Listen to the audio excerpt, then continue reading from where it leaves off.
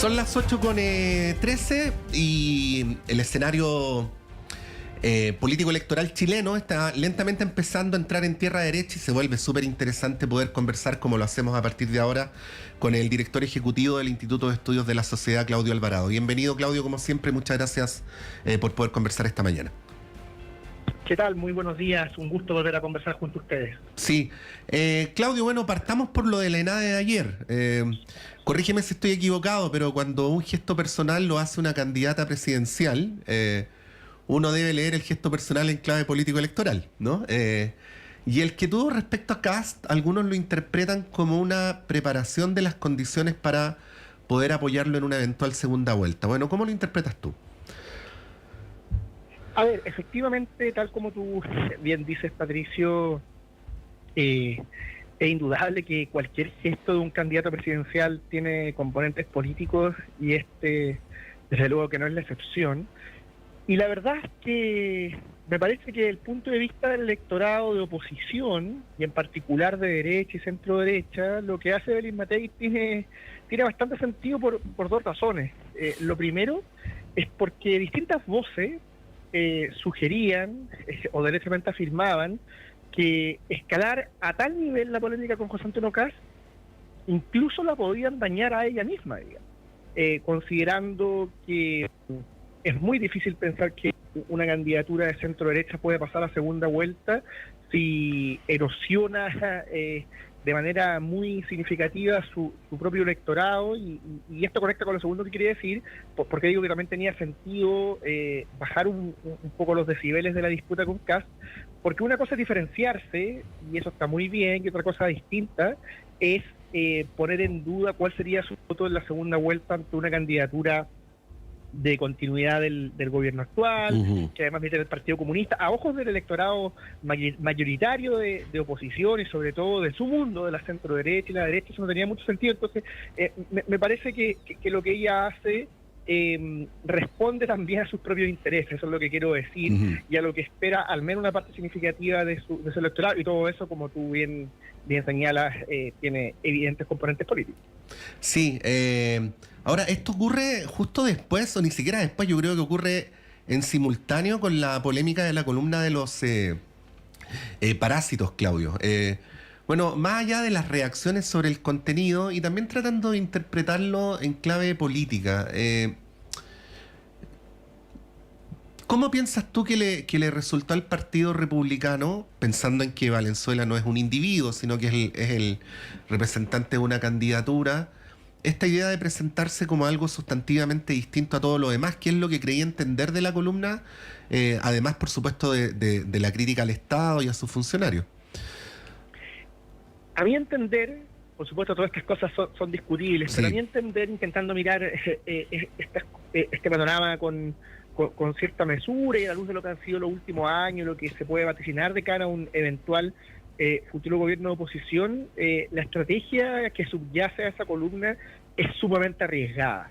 Y para esto doy dos fotos de muestra. El primero es que José Antonio Kast, si uno mira su campaña de este año, y en particular el año laboral, como se le llama, la campaña desde marzo en adelante, José Antonio Kast, hasta lo que ocurrió con esta columna, él bien podía decir, o su entorno, sus partidarios podían decir que, a diferencia de la candidatura de Belín Matei, él no ha tenido duda en decir dónde está el adversario, que es lo que en segunda vuelta, su entorno, digamos, el entorno del Partido Republicano, incluyendo mucho su liderazgo versus liderazgos de Chile Vamos. Ahí hay disputas que existían y van a seguir existiendo, pero hasta antes del episodio Parásito, José Antonio Kast podía marcar una diferencia, sus partidarios podían reivindicarla, pero claro, la estrategia arriesgada, este es el primer botón de muestra que quiero señalar, porque obligó o condujo, más que obligó, porque aquí los actores políticos siempre son libres,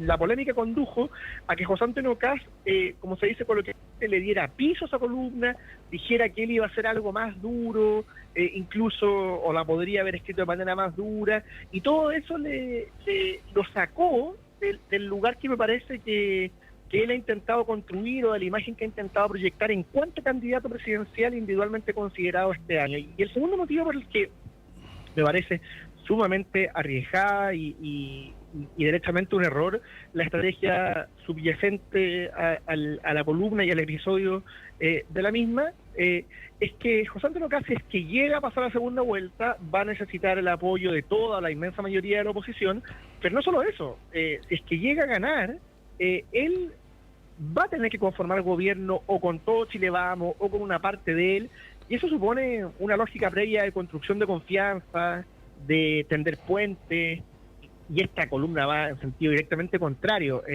Ahora, claro, algún partidario del mundo republicano que esté escuchando esta entrevista podría replicar diciendo que la columna puso sobre la mesa un tema que es muy relevante para los chilenos, y eso efectivamente es cierto. O sea, es verdad que hay un descontento con el funcionamiento, la eficacia del aparato estatal. Hay una sensación de que existe mucha corrupción, agravada desde luego por lo que ocurrió con las licencias falsas, por mencionar la licencia fraudulenta, el episodio más reciente, pero hay distintas maneras de poner las cosas sobre la mesa, y la que se siguió de la mano de esta columna no colabora con el desafío de una eventual gobernabilidad que bien va a tener que intentar el mundo de José Antonio Kast si es que llega a la moneda. Y yo agregaría algo más: tampoco es una columna y una retórica que vaya muy de la mano con el ideario que enarbola el Partido Republicano. A mí me parece que muchas veces el mundo republicano ha sido tildado de extremo, de manera injusta, porque se asocia que ser conservador es el extremo. Yo creo que eso es una confusión, pero claro, tampoco está acorde a ese ideal, a los altos ideales conservadores o de inspiración cristiana, una práctica política y una retórica que erosione el diálogo cívico. Entonces yo creo que también ahí hay un problema más de fondo que toda esta columna pone por delante, y es un desafío que el mundo republicano va a tener que abordar, me parece a mí. Ahí, Claudio, bueno, muy interesante el planteamiento. Déjame devolverte dos cosas para que las puedas tomar. La primera, esto que tú dices, que de alguna manera lo que hace esta columna es ir en contra de lo que ha tratado de construir la candidatura del Partido Republicano, ¿no? Bueno, candidatura presidencial. La candidatura presidencial, a eso me refiero. La candidatura que ellos han tenido antes, digamos, sí. Pero el candidato Kast no lo ha hecho de manera general. Ahí directamente hoy, uno podría interpretarlo, por eso te lo devuelvo para que tú lo continúes, ¿no? Como esta fábula del escorpión que no puede ir contra su naturaleza, ¿no? Y luego lo segundo, uno puede llegar a entender, por ejemplo, cuando desde la derecha se señala que los movimientos sociales, que los sindicatos actúan con sesgo político y que tienen una más mala predisposición hacia los gobiernos de derecha que hacia los de centro izquierda. Pero lo que yo me pregunto en ese caso es, en la eventualidad de que José Antonio Kast llegue al gobierno con este tipo de cuestiones, ¿cómo espera que lo van a recibir los sectores a los cuales se está atacando? Porque ayer mismo hubo una declaración bastante enérgica de la ANEF respecto a esto, que de alguna manera lo hace a uno intuir cómo se van a dar las cosas a partir de marzo del próximo año. Respecto a estos dos asuntos, ¿qué decir? Son puntos muy pertinentes, sin duda los que tú pones en la mesa, Patricio. Respecto a lo primero, digamos que es una noticia en desarrollo. O sea, el mundo republicano tiene, como quien dice en términos jurídicos, la carga de la prueba de demostrar hasta qué punto es capaz de transformarse en una alternativa de gobernabilidad, no solo electoralmente potente, que sin duda lo es. Digamos, José Antonio Kast llegó a la segunda vuelta en 2021 en un contexto muy malo un año muy malo para la derecha y la centro derecha. Ahora todo indica, salvo que pase una sorpresa mayúscula, que de llegar él a la segunda vuelta podría ganar la elección presidencial, dado el escenario favorable para los candidatos de oposición en general. O sea, electoralmente es un mundo que sin duda tiene tracción por lo que se ha visto hasta ahora, pero continuar una alternativa de gobernabilidad implica algo más que simplemente tener capacidad de arrastrar votos a su haber, y en ese sentido a mí me parece, como te decía recién, que esta es una noticia en desarrollo. O sea, que el mundo republicano tiene que ser capaz de, y este es el desafío, me parece, más significativo que enfrenta en caso de que se consolide el escenario actual y José Antonio Kast llegue a la segunda vuelta y después eventualmente llega a la moneda. Bueno, el mundo republicano tiene que ser capaz, digo, de de encarnar una alternativa que, sin renunciar a sus ideales y a las prácticas, estilos e inquietudes que lo llevaron a nacer y a transformarse en una fuerza electoral potente, bueno, sin traicionar, eso al mismo tiempo demuestre que es más que simplemente un grupo impugnador, un grupo antagonista y que es capaz de construir un gobierno con eventual potencial mayoritario, o al menos un proyecto que, con las dificultades propias de todo gobierno, ya voy al segundo punto, de todo gobierno de derecha en Chile, bueno, sea capaz de encarnar un proyecto de alcance nacional, digamos. Requiere cierto tono de estadista y una manera de hacer política acorde a eso. Yo creo que tu pregunta no es casual y es una noticia en desarrollo. A mí no me parece que sea imposible que lo logre, pero ciertamente la estrategia que revela la columna Parásito no es el camino para conseguirlo. Y respecto al segundo punto, es importante lo que tú mencionas porque de algún modo conecta con esta polémica que ha existido en torno a la paz social, con la que coqueteó el propio comando de Matei, que ciertamente han levantado candidatos de izquierda o dirigentes de izquierda, algunos de manera más sofisticada, otros como Eduardo Artés de manera más brutal. Y yo creo que esa es una retórica muy peligrosa, digamos, porque lo que uno esperaría es que todos los actores políticos, con un compromiso democrático básico, con un compromiso con el Estado de Derecho, sean conscientes de que garantizar la paz social depende de todos, en primer lugar, desde luego, del gobierno de turno, pero también de la oposición, en la medida que sea leal con las reglas democráticas y con un estilo de hacer política que no ponga en riesgo la institucionalidad. Entonces, claro, aquí digamos que es una moneda con dos caras. Lo que estoy diciendo supone, por un lado, que los actores que vayan a hacer oposición ante un eventual gobierno de derecha, bueno, recuerden que el gobernante electo en la urna es el gobernante legítimo y por tanto que no se trata simplemente de que pueda gobernar un solo sector. Eso sería una deslealtad muy grande, pero la otra cara de la moneda es que un gobierno de derecha o de centro derecha, me parece que en esto tanto Kast como Matei tenían un desafío semejante. Una vez que lleguen a la moneda, han de recordar que los dos gobiernos que han existido de centro derecha desde el retorno a la democracia, los dos gobiernos de Sebastián Piñera, tuvieron severas dificultades para manejar la conflictividad social. Esto no solo tiene que ver con el estallido, sino que también ocurrió antes del 2011, y entonces se requiere un comportamiento que colabore a bajar el conflicto y no a azuzarlo. Y claro, volvemos a lo mismo que decíamos antes a propósito del primer punto. La estrategia de la columna en cuestión tampoco va en esa línea. Pero yo esperaría que la misma polémica que se desató, la cierta manera en que reculó hasta cierto punto, al menos Cristian Valenzuela, ayer, ayuden a dar vuelta a la página, porque de lo contrario, o sea, una dinámica en la que el Partido Republicano o alguno de sus voceros, asesores importantes, está usando el conflicto. Lo único que me parece que consigue en el corto y mediano plazo es tensionar el diálogo político en un momento en que ojalá ninguna candidatura lo busque a propósito, más allá de las controversias, las disputas propias del clima electoral que siempre van a existir y están bien, digamos, pero como decíamos antes, hay manera de hacer las cosas, hay ciertos límites y es de esperar que ojalá todas las candidaturas se mantengan dentro del ámbito de lo más razonable. Sí, estamos conversando con Claudio Alvarado, director ejecutivo del IES. Claudio, para bien o para mal, cuando uno da entrevistas en la radio, esto queda públicamente registrado, ¿no? Por supuesto. Y quizás no te acuerdas con todas las entrevistas que das, pero yo te lo recuerdo ahora. Te entrevistamos el martes 1 de julio, justo 2 días después de las primarias del oficialismo, donde aquella misma noche Belín Matei hizo una locución donde fue criticada, ¿no? Y en esa entrevista tú dijiste, me parece que el cuadro sigue siendo reversible, para Matei, por cierto, pero el tiempo se va acabando.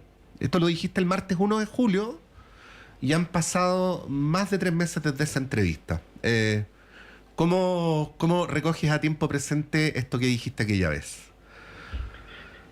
Digamos que, por decirlo del modo más elemental y directo posible, ahora sí que el tiempo se le va acabando a la candidatura de Belín Matei. Tiene el ¿Pero es reversible? Muy cuesta arriba. Ya. Muy cuesta arriba. A ver, yo lo diría de este modo. Ajá.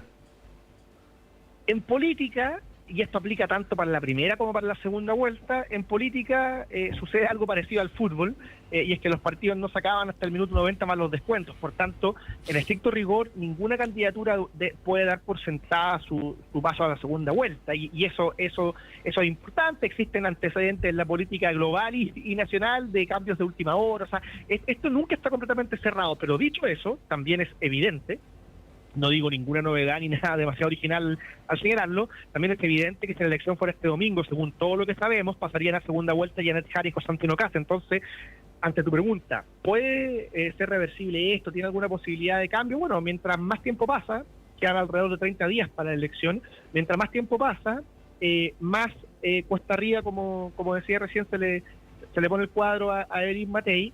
Y la única manera de que ella, me parece, pueda acceder a la segunda vuelta es que concurra un conjunto de hechos de manera simultánea. O sea, tendría que al mismo tiempo alguno de los dos candidatos que va arriba, y en particular probablemente José Antonio Kast, tener un desempeño muy negativo, sistemáticamente negativo, varios errores, no solo uno, de aquí a la elección, y en paralelo Evelyn Matei tendría que tener y mostrar a su haber, a su favor, digamos, un desempeño extraordinario en los debates, una franja extraordinaria. O sea, tienen que darse muchas cosas. Ya, pero lo que tú estás diciendo, Claudio, entonces, es que por el rumbo natural de los acontecimientos esto no es reversible. O sea, cuando tú haces mención a hechos extraordinarios, yo pienso, por supuesto, en sentido figurado. No digo que ocurra algo así acá, pero en algo así como un atentado en Atocha. Bueno, ese es el ejemplo que ha circulado las últimas semanas, no porque va a ocurrir algo así, digamos, Dios no lo quiera, pero sí porque, claro, mientras más se acerca la elección y mientras más se estabilizan los números, es más improbable que las cosas cambien, a no ser de que ocurran ese tipo de circunstancias. Entonces, claro, yo lo veo de ese modo. Yo no me atrevería a decir que el cuadro está completamente cerrado, porque en política nunca lo está, pero sí coincido contigo en que es altamente improbable que tengamos un cambio en las tendencias. Ahora, como esas cosas han ocurrido, y como por otro lado Evelyn Matei tiene la certeza, porque eso también lo sabemos, de que es una candidatura muy competitiva en segunda vuelta. O sea, hoy en día en el ciclo actual, en segunda vuelta, Evelyn Matei, me parece que prácticamente nadie pone en duda que tendría la primerísima opción de ganar. Bueno, su desafío es cómo remonta esos 8, 9, 10 puntos que la separan de José Antonio Kast, según las distintas encuestas, y claro, eso hoy día se ve muy difícil, no es imposible, pero es extremadamente difícil, considerando además, que es importante tenerlo en cuenta, creo yo, no está subrayado lo suficiente, que Evelyn Matei pertenece, con todos los méritos que esto suponga, ¿cierto? Yo no lo considero un problema per se, pero electoralmente puede ser una dificultad. Evelyn Matei pertenece a lo que podríamos llamar la política tradicional, y lamentablemente, porque yo creo que tiene más de malo que de bueno, la política tradicional está desprestigiada. O sea, lo que quiero decir es que este no es un problema que solo ha enfrentado Evelyn Matei, lo enfrentó Carolina Toá en su campaña. Digamos, hay parte del electorado de José Antonio Kast, una porción significativa del electorado de Johannes Kaiser y de Franco Parisi, que grosso modo, en sentido muy amplio, pertenecen al mundo de la oposición, todo. Pero claro, dentro de esos candidatos, como decía, una parte de Kast y mucho más de Parisi y de Kaiser, son electorados que hoy día desconfían de la política tradicional. Entonces, Evelyn Matei, no solamente uno podría decir que este año se fue desfondando por la derecha, sino que también tuvo una dificultad de hablarle a esa grandes mayoría que están descontentas de la política, y eso también me parece que hoy día supone un escenario cuesta arriba a medida que se acerca la elección.